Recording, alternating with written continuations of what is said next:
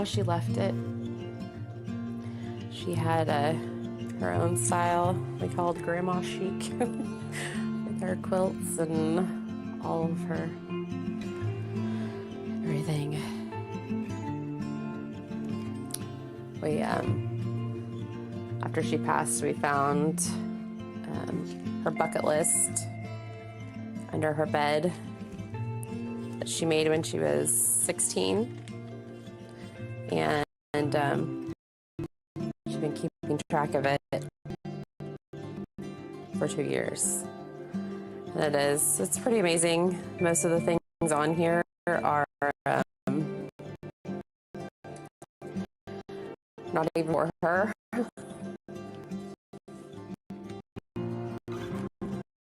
She wanted to be a mother. She wanted to adopt a teenager because she knew that teenagers did never get adopted. And she wanted to be a foster parent.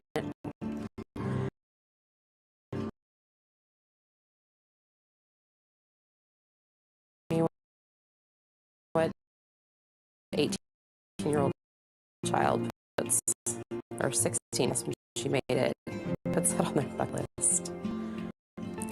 For 57 years, she wanted to go to a floating lantern festival. That's what we're doing for her today, for her birthday.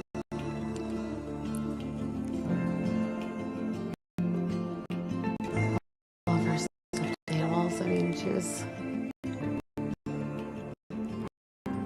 growing up, but she was still so young.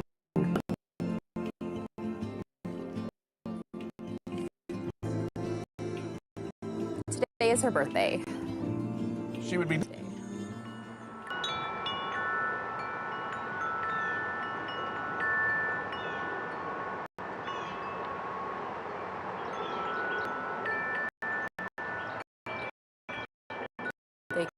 kept pushing that it was safe and effective. And did you go too quickly is the first. The answer to that is the speed is a reflection of extraordinary scientific advances and did not compromise safety, nor did it compromise scientific integrity.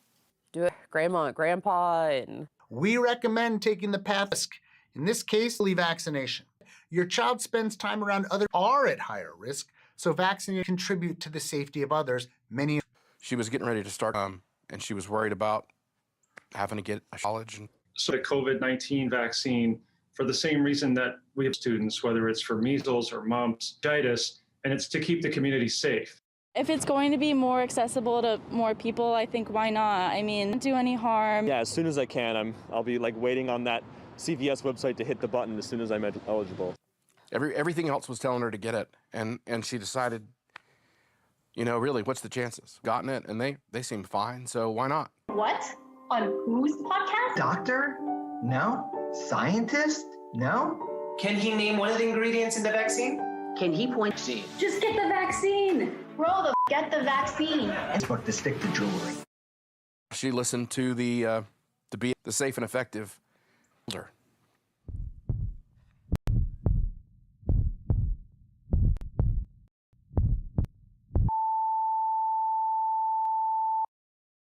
when she went to go get the shot, she got some blood work done as well, which she told us about the blood. She was going for an annual, just a checkup. She was an adult now. She wanted her own doctor, and she wanted to go just to get a checkup. And we said, okay, that's what you went. And nothing, it all perfectly normal. So at the same time she got the shot, she got a clean bill of health. Throughout her, she started having some issues with feeling lightheaded when she stood up. She was getting nauseous after she ate. She was sleeping all the time. A lot. I mean, anytime she wasn't at work, she was sleeping. And it was not like her. Yeah, and she was starting to lose weight. She had no problems before that. No pre-existing conditions, comorbidities. She liked to jog around the neighborhood. She would go to the gym with her sister. She was like the dog. I mean, she would have. Had we known. Had we known. Had we known then what we know now, Yeah. We probably could have done something. I don't know. I don't know. But we never would have thought about that because we didn't know, they suppressed all that everywhere. We didn't know that it was causing that. Yeah. So we wouldn't have thought that. We've since learned that those are all symptoms of heart damage. Yeah. That her heart was getting damaged increasingly as the time went by. What the last 3 years have brought to cardio, almost a career's worth of work of individuals across an age spectrum with new cardiovascular problems. I'm Dr. Peter McCullough. I'm a practicing internist and cardiologist in the Dallas, Texas area. I'm witnessing in my practice today a tsunami of cardiovascular issues, and they include myocarditis or heart damage, inflammation of the heart. All the agencies agree vaccines cause carditis. There are peer-reviewed literature on both fatal and non-fatal acceleration of atherosclerotic cardiovascular disease, heart attacks, and ischemic strokes. Blood clots occurring in the arteries, the veins, blood clots in a whole variety of scenarios. And SARS-CoV-2 indeed, on the peer-reviewed literature, promotes disease. All the elements that I've just outlined by SARS-CoV-2 infection. Now, importantly, the risks with the infection are time limited. In an important paper by Z and colleagues, XIE, from the U.S. Veterans Administration System demonstrated that after serious COVID-19, of which a U.S. veteran would be hospitalized, there is a risk period for heart attacks, strokes, other cardiovascular events. It's about 6 weeks. So 6 weeks after an infection, that's the of which the infection itself could provoke a cardiovascular event. It was 112 days. From the day she got died was 112 days. A little over 3 months.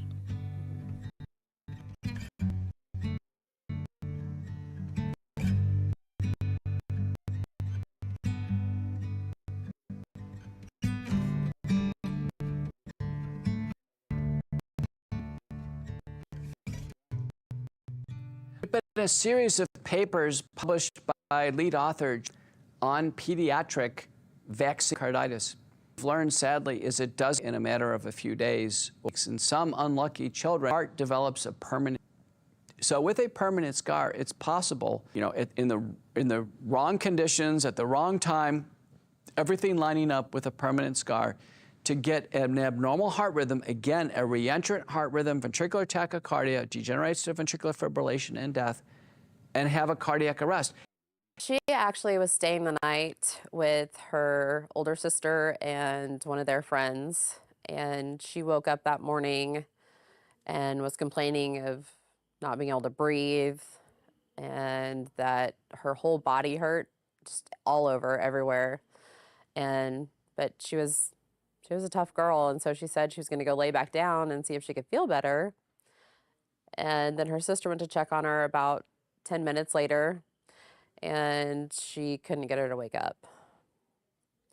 And then they called me, and I made it over there it was about 3 minutes, and found she wasn't breathing, and had to start CPR and call 911.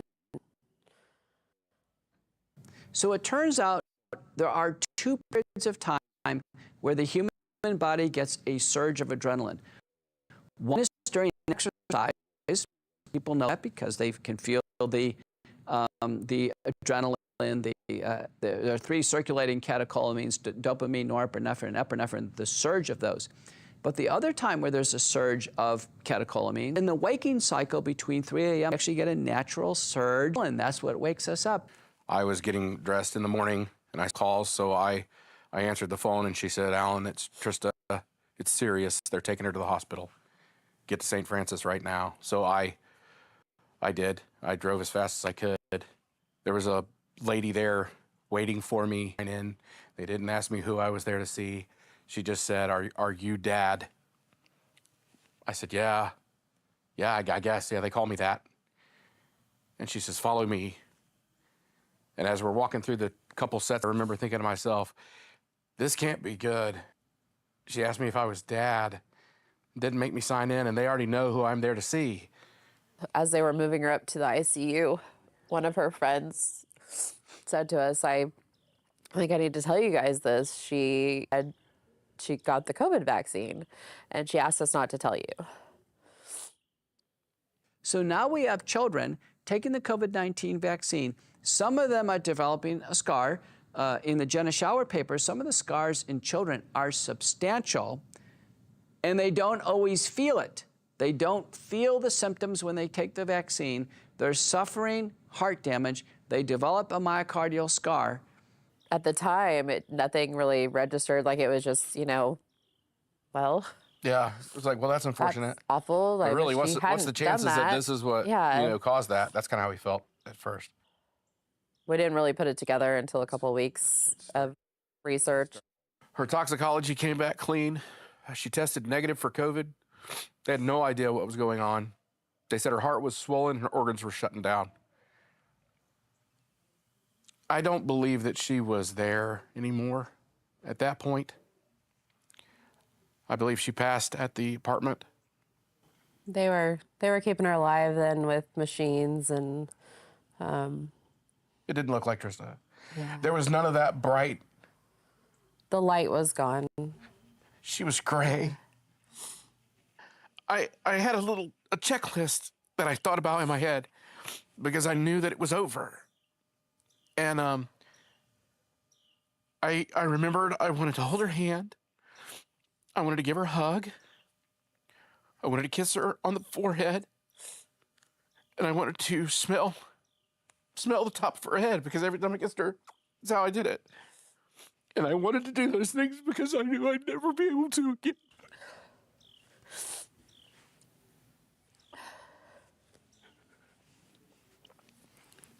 Sorry.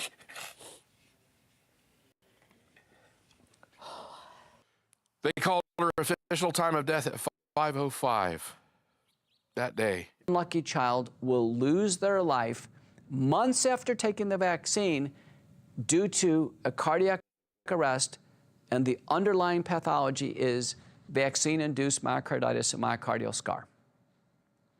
The idea of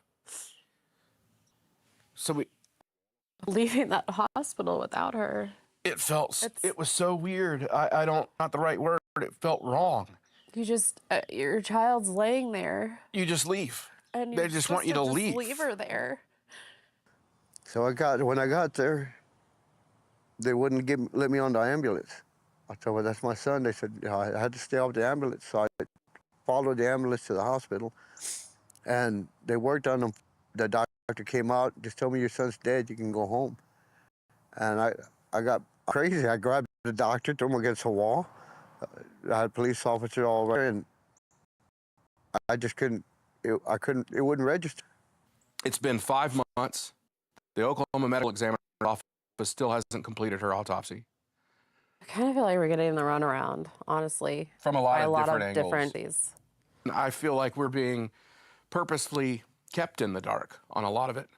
So we're going to Trista's gravesite. That right now is just a little medallion in the ground as we're waiting to be able to pay off her memorial. We're waiting for the ME's report to be able to finalize the death certificate, be able to have insurance pay. It just sucks. I feel bad for all of her friends and everybody right now because we have her ashes in her bedroom, but they don't want to come bother us to see her and spend time with her. So, and she did have a lot of friends, a lot of really sweet friends. It's her doing. It's crazy what they're doing to in every act. They wouldn't give me the. They were bouncing me places, and they kept saying, I'll have it, I send it off. No, I haven't received it yet, back and forth. I said, you know what? I'm tired of. I said, I'm gonna let an attorney talk to both of you, and miracle of God. Next morning, "Hey, your autopsy is ready." So I got it, picked it up, and Dr. Peter McCullough reviewed it. I was fortunate to review the autopsy report, and in my interpretation, I have considerable experience in cardiac pathology and examination of hearts at the time of death. I believe the autopsy is conclusive for the cause of death being COVID-19 vaccine-induced myocarditis. He took a messenger RNA vaccine, installs the genetic code for the lethal Wuhan spike protein. The spike protein has been found in the human heart. It causes inflammation, it causes tissue destruction, and it sets up a zone of abnormal conduction. The day Junior was born, he was held like this, like a loaf of bread. They told me, "Here, he's yours. You take care of him," and which I did. I mean, I was proud. He made me proud all the time. Like I said, Junior was my best friend. So I don't know what that a father's love is. I never had that male in my life, and I swore my son's not going to know what that feels like, to not have a dad there. When Pfizer came out and said it was safe for teenagers, I waited a little while. I took both, and I didn't get reactions. I said, "Well, I'm okay." I said, "Pfizer says it's safe. You want to go get it?" He goes, "Sure, Dad." You know, like nothing. You know, kids don't like shots, but you know, what we're living through with this COVID issue, supposedly, we figured we're protecting ourselves. They promised it would help us. 5 days later, my neighbor, Junior's best friend's mom, she called me, "Mister, can I take the boys to eat and play basketball?" I said, "Yes, ma'am, of course." She took them to the park. They got off the truck and took off running across the parking lot, and he collapsed. That's where right there, any signs showing.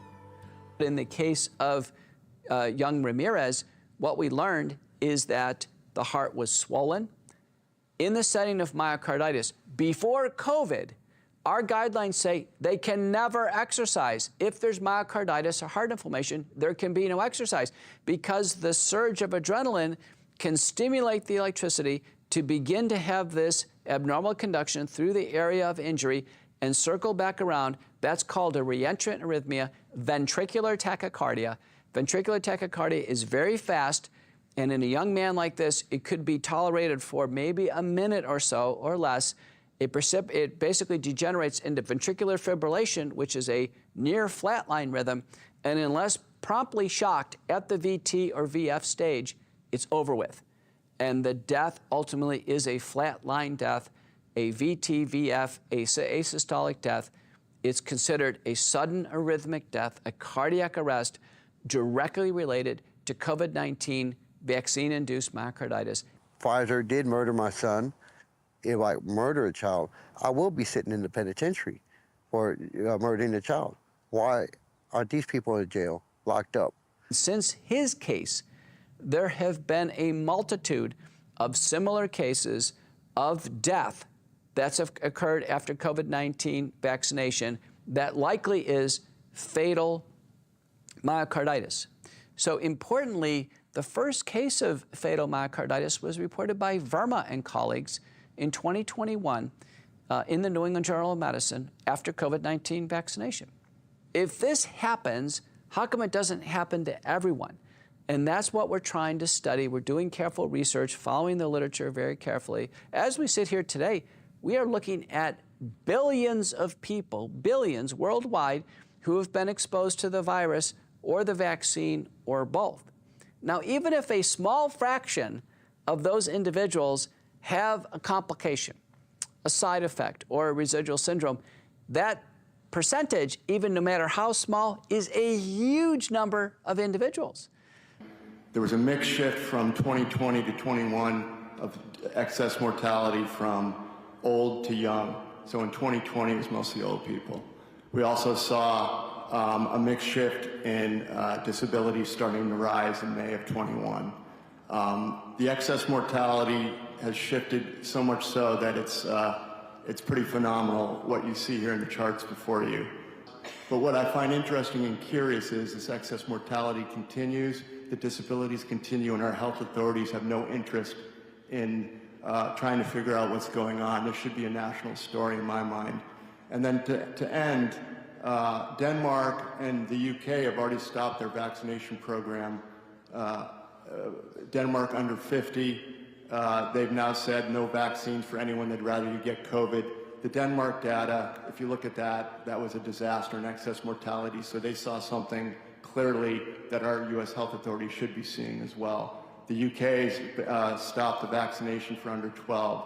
So my question, Senator, is why are our health authorities still pushing this vaccine if other countries are backing off? I have a lot of people that made graphics, designs for the trailer from all over Canada and Australia, but it was just about Junior. I said, no, this trailer's not about just Junior. I said, it's about Junior and all the vaccine injured that we have. I said, because there's thousands of it. People look at the trailer and they'll tell me, man, that's a lot of people. I said, no, it's not. That's not even a little bit. I said, there's more. I said, I would need 18-wheelers to put everyone's picture on it. The thing is, I don't want to make the pictures too small. I want people to actually be able to see the faces of each person that's on here. My whole mission now, bring awareness to all the families, because I don't want to get any emails, text messages anymore. I get them from all over the world. I think you'd be proud of it. I mean, I just picked it up last week, and as soon as I walked to that side door, I seen it was like a life-size picture, and I started crying because I could almost feel like I could hug him. And I think he'd be proud of it. If I don't do what I'm doing, I could hear him telling me, you need to practice what you preach. So that's why I have to keep doing this. I have no choice. What was it, about the first year, I was ready to give up. I didn't think I was accomplishing anything. I didn't think it was getting out there. And for some reason, I was going through my file box, and I found a Father's Day card, my last Father's Day card. And I just started crying for probably about 3 or 4 hours on the couch. I figured that was his way of telling me to don't give up, to keep on fighting. And that's the same one I have on the back of my motorcycle. I figured, well, I found it. I got to put it on my bike, just to remind me why I'm doing this. I have to honor my son any way I can.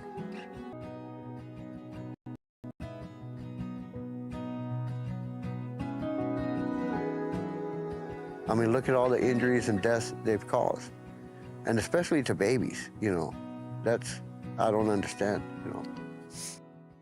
What I've seen that I think is a grave concern to me over the last 3 years is a myriad of very adverse obstetrical outcomes and adverse infertility issues.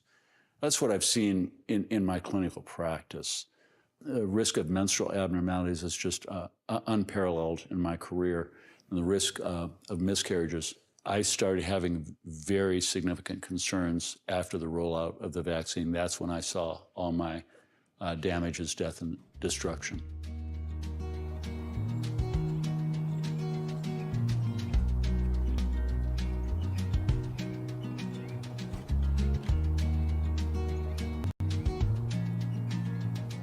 It's our little angel, Naomi Laney White.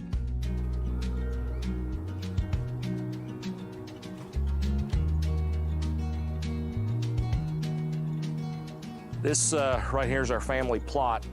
Over there on the other side is where my grandmother and grandfather are, and this side is where my mom and dad are.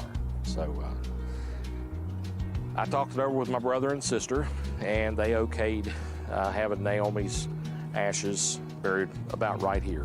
And we have a marker being worked on right now by a local fella here in town that he's going to come up and place for us whenever everything's ready. Now, one other reason to call this place very special. Especially when I'm working daylight on my job, I'll stop up here and spend 5 or 10 minutes talking to mom and dad, saying hi to Annie and Papa. So now I'll say hi to Naomi.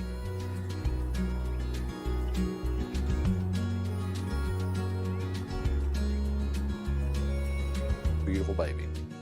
And she was perfect in every way, except one terrible way. I think I was exactly 39 weeks when she was born. For those 11 hours she was alive, it was terrible.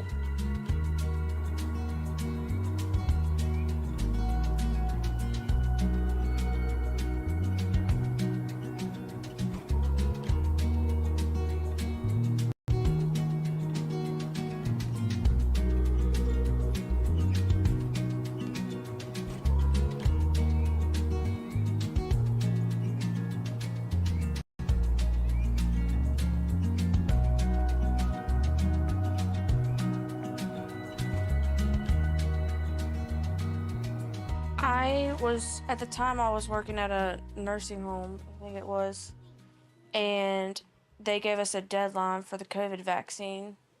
So later that month, I went and got the vaccine before the date was done, and that was my first trimester.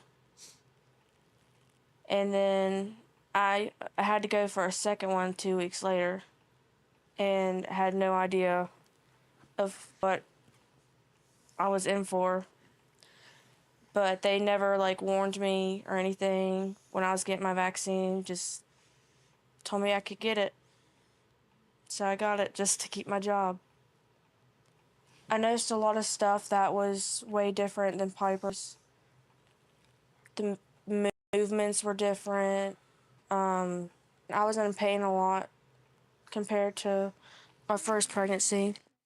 I went through such a normal pregnancy before, and then after a couple years later I get pregnant again, and I take this vaccine, and it's totally different. Everything's just different than it was before.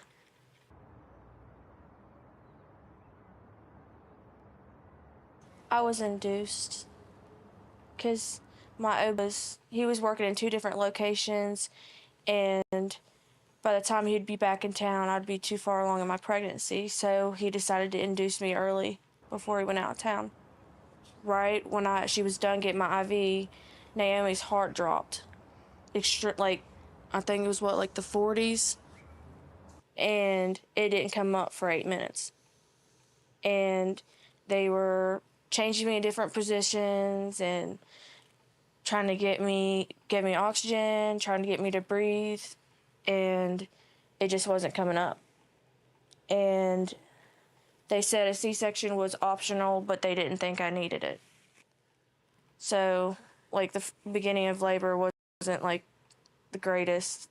Pretty much through the whole thing, it wasn't. It was just awful. It was just horrible. So I managed just to pull through till it was time to push. And then I noticed that a whole bunch of nurses were just looking at me and everything, and they were starting to take my temperature and everything and putting oxygen on me, and it just seemed like nobody was talking and would tell me anything until she was born. And then from there it just went downhill. She maybe cried one time, and after that she laid there and I looked at her, she was looking at me, and then it's she kept turning purple and just wasn't getting enough oxygen, and they let me give her a kiss, and they took her away and said that, oh, she'll be fine, she just needs oxygen and maybe some IV fluids. I kinda knew when I held her, when they put her in my arms, there was no chance. Her body was so heavy, and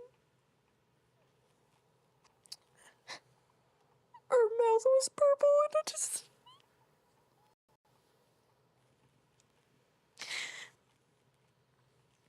it wasn't fun.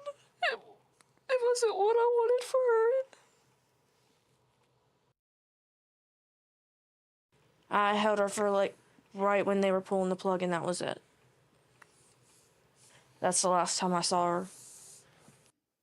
I'm a board-certified obstetrician gynecologist and board-certified maternal fetal medicine physician. I've seen way over 26,000 patients just in the last 4 years or so.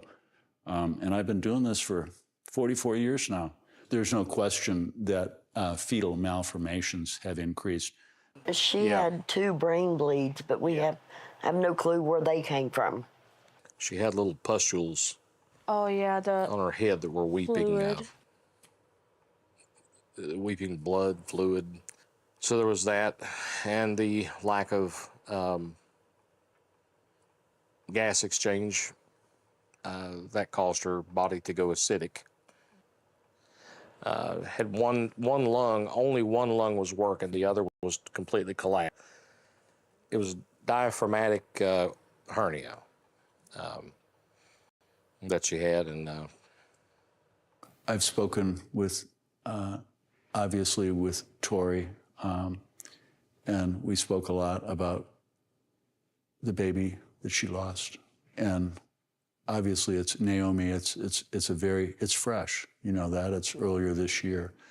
She tells me that the baby was diagnosed with a congenital diaphragmatic hernia after birth. Congenital diaphragmatic hernia is a very, very serious malformation. So serious that if it's not identified prior to birth and mom delivers unprepared and unknowingly in a regular hospital, it's pretty much, unfortunately, we're going to lose that baby after birth. Because what happens is that every time that baby takes a breath, that gut migrates up there, where the entire gut ends up being up here instead of down here in the abdomen because there's a hole in the diaphragm. Well, that will impart a very high lethal risk, because all that bowel pushes that left lung over to the right side, pushes the heart over the right side, and the baby's lungs won't develop. And if you don't fix that and you don't prepare for that after birth, those babies will die. And there's a high mortality rate. But her placenta was also... It was like this big. It was the size of a baseball. Yeah. The baby's fine in the womb because the placenta breathes for the baby, the fetus, the preborn. But as soon as birth occurs and you clip that umbilical cord, then the baby can't sustain oxygenation. And there was another problem that the baby was diagnosed with after birth, which is appears to be a malformation of a short umbilical cord. As I recall, the umbilical cord was only 10 centimeters, and an umbilical cord should be like 30 centimeters at about that gestational age. And that's why the hernia ripped more. Is when she was pushing, it was pulling her back in, and then they was pulling and she was being sucked back. It was just too much pressure. Yeah. Is there any relationship with the vaccine? And I said, absolutely yes. Any vaccine like that causes inflammation certainly has a potential of causing any malformation, because it's crucial to the development. Probably the foremost expert in the world, maternal fetal medicine doc, his name is Roberto Romero. He's a very brilliant researcher, and he's done research on inflammation in pregnancy for 5 decades. He's really, really remarkable investigator and researcher. And his work on inflammation, even supported by the government, the NIH and all these, any substance that causes inflammation in pregnancy, it's a death knell to every organ system. It's the most inflammatory substance that has, in my experience, has ever occurred in the history of human beings. And when that spike protein attaches to the ACE receptor at the furin cleavage site, it causes severe inflammation throughout the body. It's devastating. Like earlier that night, there was another girl that had the same issue, but hers ended up surviving. He told the baby's daddy that they usually see 1 in 2,500, and he had seen 1 in his whole career of 30 or 40 years, and he had seen 3 in the last month. Now that we can quantitate the amount of spike protein in those vaccinated compared with those unvaccinated that have had COVID-19 infection, it's astronomical. It's a billion-fold increase in the levels of concentration. And that's of spike protein after vaccination compared with those just after COVID-19 infection. But now, when it changes your genetics to produce a foreign toxic protein for the rest of your life, that has a horrible adverse effect on the vascular system and on the development of the organs. And one could easily postulate that could easily have caused Tori's and Naomi's malformation inside Tori. The risk of a stillbirth. Here's a crucial question. Did it go up in 2020? In 2020, when the vaccine was not out, was there an increase? There wasn't a decrease in number of births. Was there an increase in the rate of stillbirth in 2020? If COVID-19 in of itself did cause an increase in the stillbirth rate, then we should see it in 2020. What I saw was, I did not see obstetrical outcomes that were adverse in 2020. I aggregated 3 years of data, 2017, 2018, and 2019. Not Jim Thorpe's data, not Peter McCullough's data, not anybody else's data, not your government's data from Statista. And when I aggregate those 3 years, 2017, 2018, and 2019, the stillbirth rate was 5.83 per thousand. So it's a rate. It doesn't change with changing numbers of births because it's a birth rate. Well, what happened in 2020 when we had the greatest number of deaths in the United States of America and around the world from COVID-19? Did the stillbirth rate go up? Did it stay the same? Or did it go down? Well, it went down. It went from 5.83 per thousand down to 5.74 per thousand. So that's not Jim Thorpe's statistics. That's your government statistics. We're late for our stillbirth data from 2021. Why are we late? Or 2022? It's not even reported. And by the way, that's the exact same rate that my whistleblower, Michelle Gershman, RN, the postpartum nurse whistleblower from Fresno, California, she too had a 5-fold increase. You're looking at 1 to 2 stillbirths every 2 to 3 months, even through 2020. And then the vaccines roll out, and it goes up to 29.3 fetal deaths per thousand. That's a 5-fold increase. Before March of 2021, we would have maybe 1 or 2 fetal demises every couple of months. And then after March of 2021, pretty much we started having 1 or 2 per week. My name is Michelle Gershman, and I'm a registered nurse in Fresno, California. I've been an RN for 6 years. My first 3 years as a nurse, I worked as a cardiac nurse. And the last 3 years, I've worked on the postpartum floor, taking care of newborn babies and mothers that just delivered their babies. And then March of 2021, around that time, we started having an increase in fetal demises. And a fetal demise is where a baby passes away inside the mother. And they were basically full term. And it looked like a pattern was happening. These mothers would go to their doctor office while full term. They'd receive a COVID vaccine. And then within like 1 week, they're delivering a dead baby. I kept seeing these fetal demises. I kept seeing these mothers with health problems. I kept seeing mothers with high blood pressure, bleeding from their eyes, blood clots coming out of them, like all these horrific things that you would only see in a horror movie. And this is like every time I come to work, and then I see these babies that are like having severe cases of like jaundice, and they're having respiratory issues, all these things that didn't used to happen. Then in September of 2022, I came to work and I checked my email and I saw this horrific email, and I read it and I was in complete disbelief. Good evening, everyone. Well, it seems as though the increase of demised patients that we are seeing is going to continue. there were 22 demises in August of 2022, which ties the record number of demises in July of 2021. And so far in September, there have been 7, and it's only the 8th day of the month. Now, these statistics include 2 hospitals in the Central Valley, so you haven't seen all of them. And some of them also have gone through the emergency department or the operating rooms. But there have still been so many in our department. It's a lot of work for you as the bedside RN, and it's also a lot of work for me, the writer. Demises have taken a lot of my time away from the other groups of patients that I serve, so I hope this trend doesn't continue indefinitely.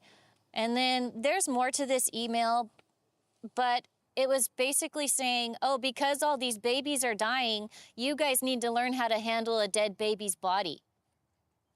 But it should have been, because these babies are dying, we should find out why they're dying and get to the bottom of this, and the public should know, and people should be outraged. That's what it should have said. It got worse. So during that email, we were seeing 1 to 2 per week. In the last 12 months, it seems like there was 1 every day that I came to work. And 2 months ago, one of the nurses told me that there were 8 in 1 day. And then 3 or 4 weeks before that, there were 5 in 1 day. So the number has increased. And then the health issues, moms are more critical too now.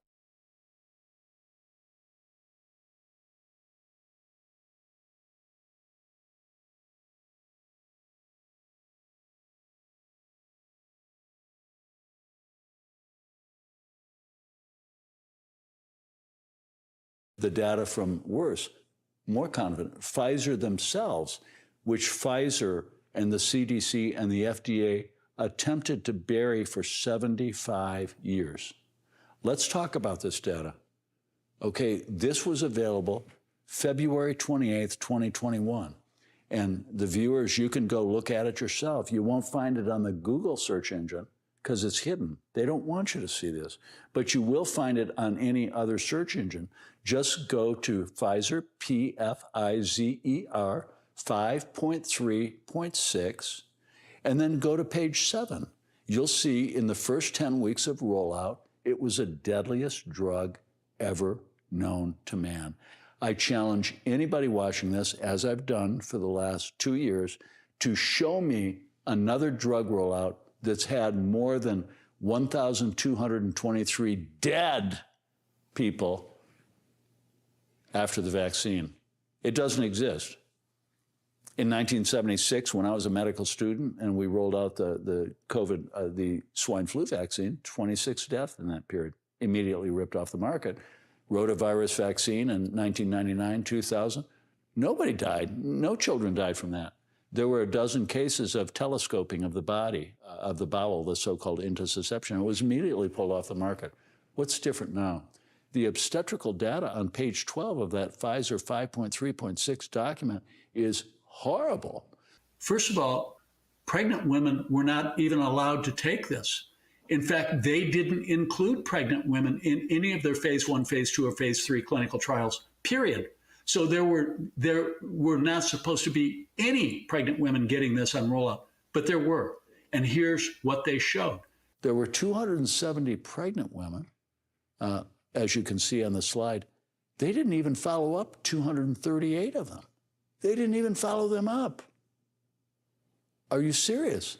They had miscarriages, and if you look at the ones that they did follow up, the miscarriage rate was 81%. There is a 5-fold increase in stillbirth rate. There is a 7.9-fold increase in neonatal death rate. There's a 15.7% risk of adverse complications in the newborns breastfeeding after these mothers that were vaccinated. You can't make that up. You can't change it. That's what Pfizer's own data said. Yeah, it was just wrong on every level, every level you could possibly imagine. I mean, if you knew that, if you followed pregnancies that ended up in miscarriages or stillborns and stuff like that, then why attempt to give more moms vaccines if you know that some people have lost their babies? That three-letter word, why? Why? It just... This was a trillion-dollar cash cow ad infinitum, and that's why they moved forward. February 28th, 2021, that was the end of the 90-day rollout, and that was the deadliest drug with horrible obstetric outcomes. And this was, I had this data, the CDC had this data, HHS had this data. What did the HHS and CDC do? $13 billion through a newly formed CCC, COVID-19 Community Corps. And they hired initial members, sponsors, 298 organizations, medical groups, and individuals that were high influencers. Including the American College of Obstetricians and Gynecologists. By a Freedom of Information Act request, that American College of OBGYN, we got 1,400 pages. 50% of them were redacted. They took at least $11 million, and we documented that they signed an agreement that they were not allowed to deviate from the narrative of the HHS and CDC. And had they done so, they would have had to pay every penny back. It was money, money, money. Let's get as many people jabbed as we possibly can. And I just hope the money was worth it. Cost her a sister,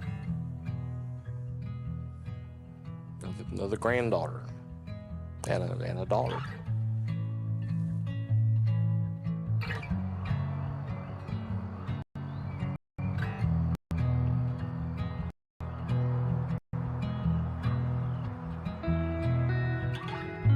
I didn't expect my son to pass. So I followed with FEMA to help me. I had nothing. In December 2021, I get another phone call. It was FEMA calling me. They needed more information. I said, no, you don't. You have everything you asked for. I said, and you denied me, so just destroy that application and leave me alone. And they said, they had me on the phone for over 45 minutes. Mr. Ramirez, if you can do this, if you can change your son's death certificate so it says COVID, we can help you financially. I said, no. I said, I will not disrespect my son like that. I will not, falsify government documents for financial gain. Then they call me just about every month. So the last time I talked to them, they offered me $10,000 to $35,000. I said, that's nothing. I said, my son was my world. You'd have to give me the world double over, and then that's still not going to be enough to keep me happy, because the only thing that's going to keep me happy is my son being next to me. She had no bad in her. Yeah. I mean, I know a lot of people think that their kid is, the best kid. And they, but she was the best of me, the best of us. It is definitely a darker world without her here. The tsunami of misery, of acute respiratory infection, hospitalization, post-acute sequelae syndrome, sadly, death with the illness, and now the wave of vaccine injuries, disabilities, and deaths has been crushing in terms of human despair. It has been overwhelming in terms of misery, and it has changed the course of people's lives. Remember, even the rarest side effect is meaningful when a therapy or a vaccine is applied to a giant population.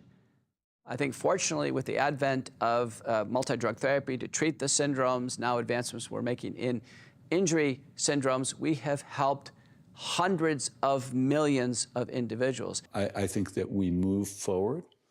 We talked about doing everything we can to try to mitigate potential injury and potential damage and potential fertility issues, which no doubt exist.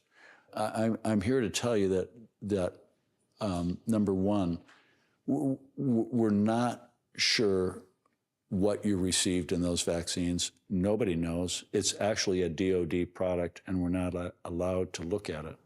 We're not allowed to look at and analyze these vials. But what we do know is that it does affect the immune system. So if we use specific immune naturopathic enhancing substances, like for example, the vitamin D3 and K2 cream, and I prefer the cream. I think it's a superior product than the oral. And we get your vitamin D levels. You know, I'd put 10,000 units of that on your skin a day until we get your levels up to around 80. That's very safe. I encourage you to use zinc, you know, at a unit dosing preparation, either 30 to 50 milligrams. I would also encourage you to use vitamin C. I would encourage you to use a few drops of supersaturated iodine a day. Those are all very valuable. The melatonin has been helpful. Quercetin has been helpful. But I would give you a lot of hope with those, with a tincture of time and eating well, trying to stay away from highly processed foods, trying to keep your body as clean as possible, you know, no smoking, no alcohol. It's not pretty. It's very upsetting. Fertility rates are down in every country in the world. It's very disturbing. The all-cause mortality is up everywhere in the world. It's very concerning. Not just the United States, not just Canada, not just Australia, not just New Zealand. It's bad, but I have a lot of hope. I don't know, I just hope nobody has to go through what I have to. I'm afraid the next time I get pregnant, it's going to be the same thing over again, just something different. My hope is that the truth is going to come out, and I believe some people are waking up, and within time, I'm hoping that they realize, you know, that they didn't do anything wrong, that they were poisoned. And I want them to demand answers. I want them to say things like, why didn't you tell me that there was a possibility that I would lose my baby if I received this shot while pregnant? I really want them to demand answers. I want accountability from these doctors, and I want informed consent to be a true thing. It's evil. It is nothing short of evil. I don't know what else to call it. But these people need to be stopped. They need to be held accountable. They need to not be able to do this. I don't understand how everybody is just sitting back and letting them do this. I can't wrap my head around it. By the time the vaccines were advanced towards children, we knew that the vaccines caused myocarditis. The FDA had already had meetings in June of 2021, declared the vaccines caused myocarditis. The peak age, we found out, was 18 to 24, but there was a tail of myocarditis that occurred clearly in the teenage years. The CDC has an advisory panel that nationally advises our country on what vaccines children should take. It's called ACIP, ACIP. And in an unprecedented and shocking move, ACIP approved the messenger RNA vaccines, Pfizer, Moderna, to be installed into the childhood vaccine schedule. Now, all the prior vaccines had to go through development, full FDA licensure, approval, testing, and they had to have, at the time they were introduced, they had to have some medical necessity, clinical indication, and have some track record on safety and efficacy to ever even get put on the vaccine schedule. But the COVID-19 vaccines were not fully FDA approved, not licensed. They're under emergency use authorization. Their genetic mechanism of action would be the first genetic shot that a child would ever receive. There was no assurances on short or long-term safety. In fact, the childhood studies relied on antibodies, surrogate endpoints, what's called immunobridging studies, and the diagnostic division of the FDA advised doctors to not rely on antibodies as an indicator of immunity. Yet the FDA vaccine division relied on antibodies as endpoints in clinical trials. We need more people to stand up is what we need. Whether it affected your family or not, because eventually it's going to. And don't come to me later and say, I'm sorry, I should have listened to you. No, I'm telling you now. I said, because I don't have to be here. I could tell you need to worry about your own, and I can keep on trying to live a normal life. But I'm not like that. I never taught my son to be like that. Sweet little butterfly, please forgo. Sweet little butterfly, I want you to know everything you touch and every place you fly will flourish and prosper. Please don't say goodbye. I wonder if you leave, what will I do? It's a sad thought, but I already knew. Life will darken and light will stop, like climbing a mountain and never reaching the top. Sweet little butterfly who took you away, they must not have known I needed you to stay. I cry and I plead, but I already know wherever you are now, they won't let you go. I can't be selfish, you weren't mine to keep, and the arms of our Father is where you now sleep. I know you're okay, I know you're all right, but I'm scared of the dark and you're my light. Sweet little butterfly, I know that someday I'll see you again and you'll ask me to stay. I hope that you fly me around to let me see the new world you brought your light to, that's where I should be. Sweet little butterfly, you've grown into something pure, bright. You're an angel now and we are still living in your light. A recent Kaiser Family Foundation survey demonstrated parents are backing away from the entire childhood schedule completely, saying, listen, if they're going to install this in the schedule, if this is the same group that used their judgment to install the other vaccines on the schedule, and the committee, by the way, voted unanimously that these should be on the schedule. If this is the same committee, their judgment is being questioned for all the other vaccines. And I can tell you, as a practicing doctor, I previously never questioned the vaccines. I never did.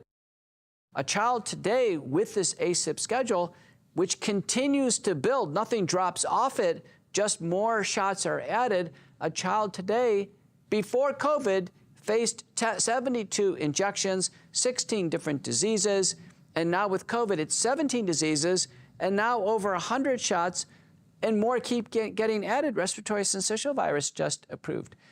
What I find really disturbing and reprehensible that I saw in the records was very, very disturbing to me.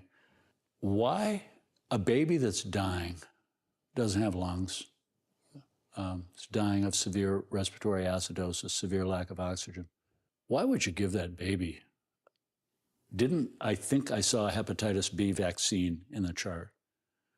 Seriously? You got to be kidding me. Why would you get a hepatitis B vaccine in a baby that's dying? You know, what are you doing? Adding insult to injury? I mean, first of all, you don't vaccinate, you shouldn't ever vaccinate people that are sick because they're much more likely to have, that's vaccine 101. Everybody knows that. Why would they give any baby a hepatitis B vaccine? Babies aren't sexually active. They're not at risk. Why would you give it? It's such a vulnerable time of one's life. Does it surprise me? I don't know if I'm surprised. I feel like that's horrific, but I'm not surprised that these nurses are just doing what's on their checklist, because they even want us to give the hepatitis B vaccine in the first 12 hours. But that's horrific. There's no reason for it. And so the hepatitis B has aluminum in it, and it has formaldehyde. Some of these shots have aborted fetal tissues in them. And what we're learning there is that the ACIP panel, just like they did with the COVID-19 vaccines, they've actually had a blind eye towards safety of the original childhood schedules. Very important, a blind eye to safety.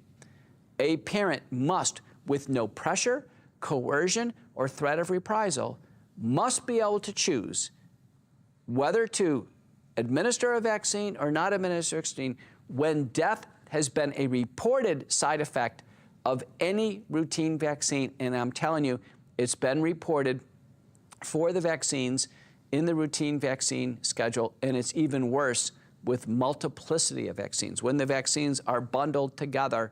And so now children together may face an unbelievable assembly of vaccines. And we have to look as a population as a whole, that if death is possible, which it is clearly possible after the agents on the routine schedule, we must have risk mitigation, that is steps in place to make sure it doesn't happen again. And two, we must have freedom, unfettered freedom of parental choice in taking a vaccine. This is a really critical element if death is an outcome. Even if you don't have kids, you have nephews, nieces, and or your grandchildren, or anything, you know, you need to stand up for the kids because it takes everyone. To have to go home alone without your baby that you've just carried for 9 months, and then to go home and don't take your baby with you, that has to be the most heart-wrenching feeling in the world. And it's happening by multiples, like it's happening all over the nation. We know what we're going through, but we have no idea what that little baby went through. Went through a living hell on earth to get to heaven.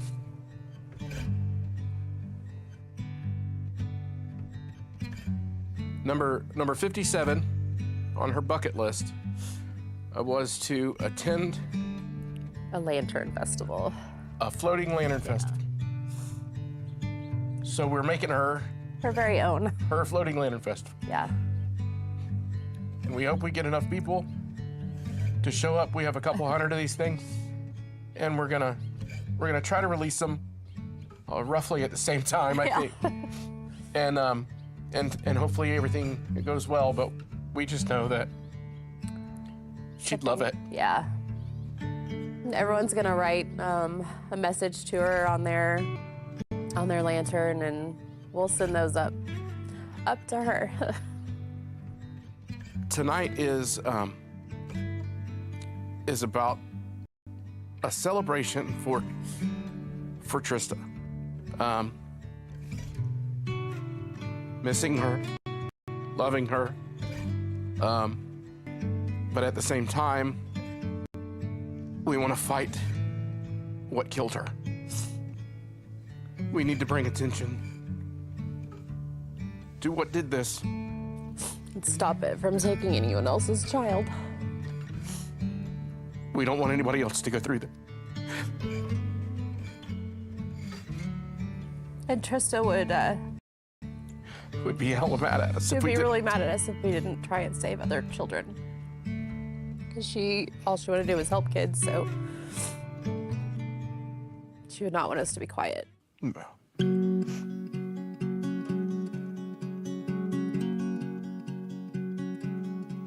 Through the madness and the lies, as they're holding back the truth, no matter what they try, I will always fight for you.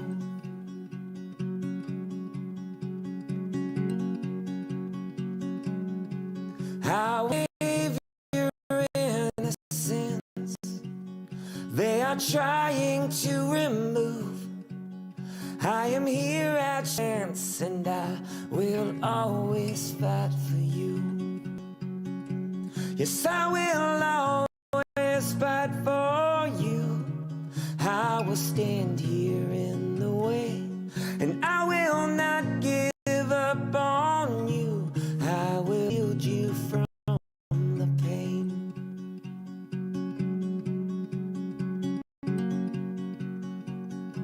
In the battle on the field, there is evil on the move, but I hope that I can feel that I will always fight for you.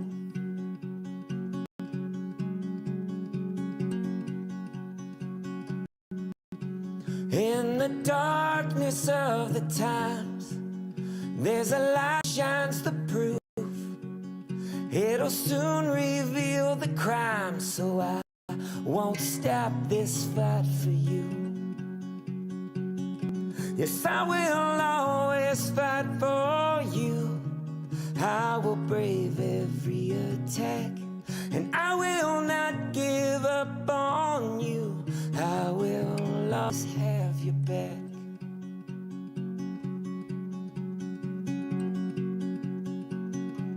So to every single mother, father, stand up, your sons and daughters.